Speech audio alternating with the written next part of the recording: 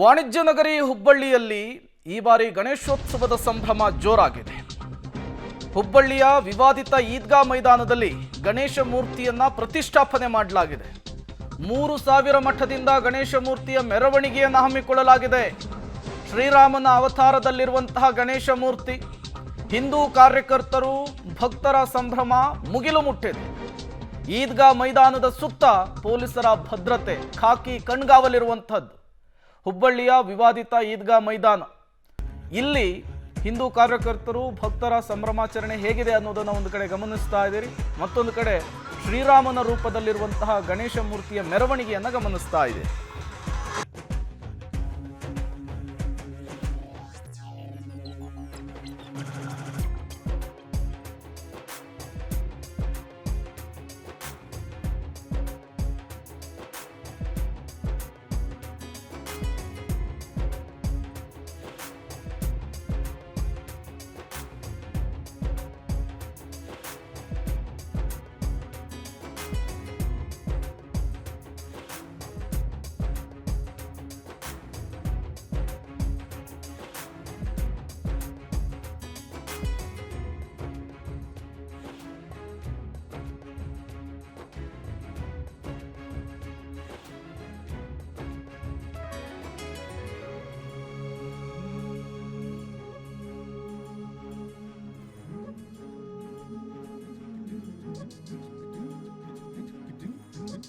ಹುಬ್ಬಳ್ಳಿಯ ಈದ್ಗಾ ಮೈದಾನಕ್ಕೆ ರಾಮ ಮಂದಿರದ ಹೋರಾಟಕ್ಕೆ ಸುದೀರ್ಘವಾದಂತಹ ಇತಿಹಾಸ ಇದೆ.